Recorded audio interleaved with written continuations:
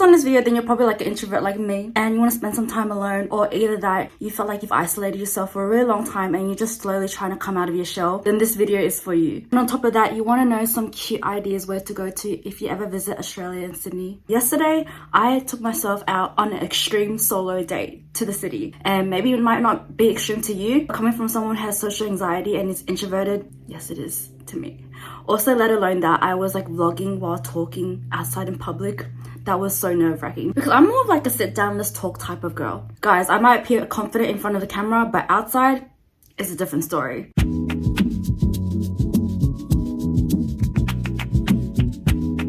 If you've ever felt like you had to struggle alone in silence and because of that it led to isolation, as cliche as it sounds, I want you to know that you're definitely not alone, because for the longest time that's how I felt as well. I'm just saying this because I'm hoping that the YouTube algorithm will attract a target audience that's similar like me. The reason why I'm making this video is because not only to deeply connect with you guys, but just for one whole day.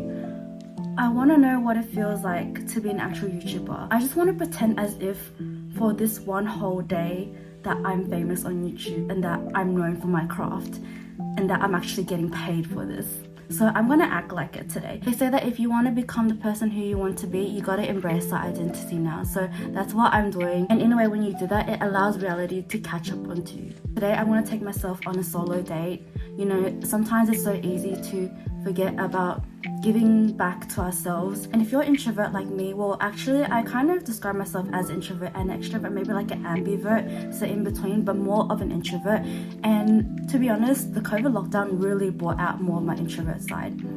Because of that, combined with feeling like I had to struggle in silence, it really made me isolate myself. I would always see, alone time as that itself is already self-quality time. But I realized that's not the case. It's about actually getting to know yourself, really healing yourself and taking yourself out on dates. Today, I'm really stepping out of my comfort zone and trying to really get out of my own shell. And the thing is, when you get out of your own shell, if you feel like you've been isolating yourself for a really long time, it definitely doesn't happen overnight. And you don't have to have this pressure for it to happen overnight. It really takes a lot of time. So the first place I wanted to visit was the Chinatown Country Club. But before going there, it started raining. And then I was like, oh shit, now I gotta buy an umbrella.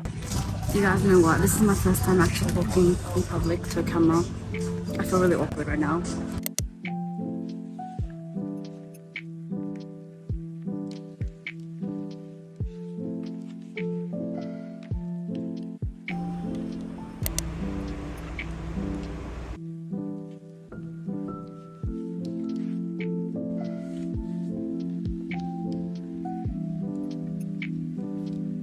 So in this cafe clothing store, you get to sit down and relax. It's so aesthetically pleasing. The way they laid out the store and the vibes and the atmosphere is just so immaculate. You can literally just sit there and chill, and it's so good for someone who just wants to be alone. If you're trying to practice solitude or you just don't want to really interact with anyone. It's more of a calming energy in a way.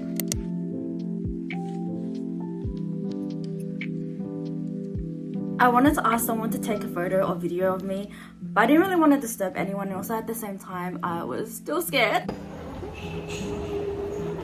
But at least I whipped out my tripod. Yes, guys, that's what I did. Like normally at the gym, whenever I whip out the tripod at the gym and hit record, it's not as nerve-wracking. But for some reason in public, it just hits so differently. But then I think about it, when I first started at the gym and I started to record my videos, it was pretty nerve-wracking too. I guess in a way, just doing something like this really takes some time to get used to. The next location that I went to was QVB, Queen Victoria Building. After that matcha latte, I think I need to take a fat ass dump.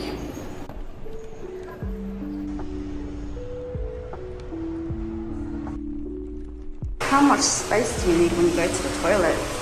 Jeez, that's a lot of space. In this building, there's a lot of designer stores and high-end expensive stores. And also they have a lot of cafes, cute cafes, and a lot of high tea places as well.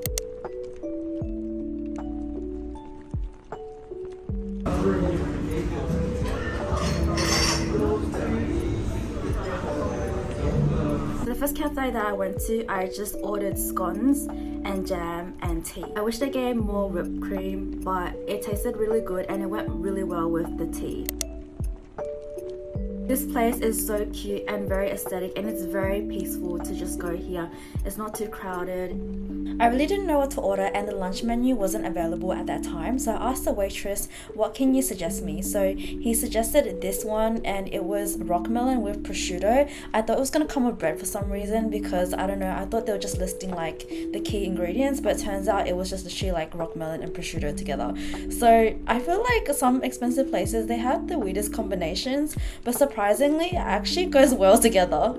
From there, I was just walking around and I was going everywhere. Basically, I walked so much. I think I left around 12 and then I got back home around 7 p.m.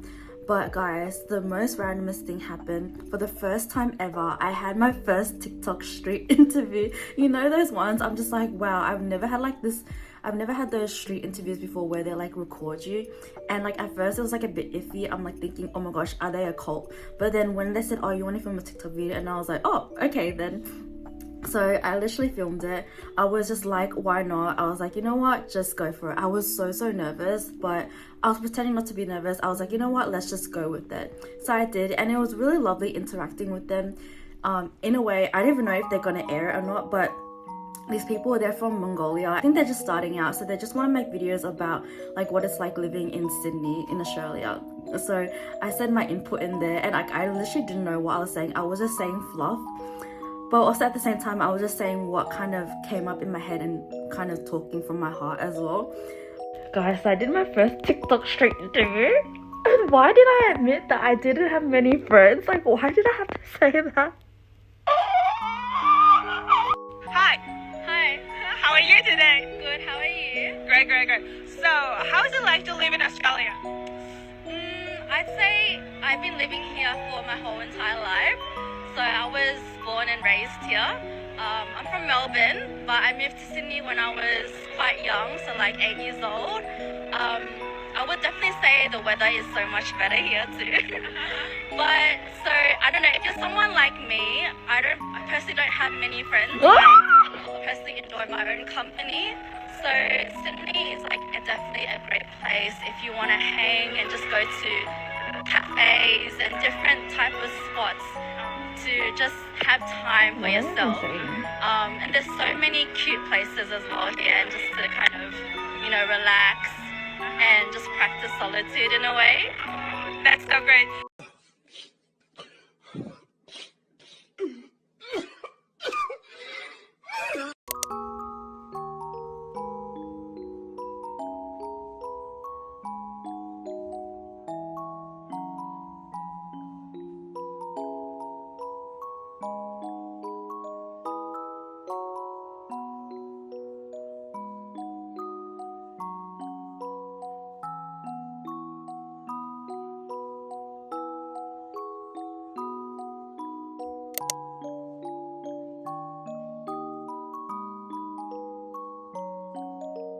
So before I left, I actually went to the photo booth and I took some photos by myself. Guys, I can't believe I'm going to the photo booth by myself. I'm doing it by myself. If you ever come across a photo booth and you think, oh, but I'm by myself, isn't that weird? Okay, it's a bit scary at first, but when you get into it, it's actually pretty fun. I also bought some headbands too. Oh my gosh, guys, also I picked this up, and this is like the viral Japanese hair mask that everyone is like raving about. Oh, it smells so good. Guys, that smells so good. Oh my gosh. I can smell this all day.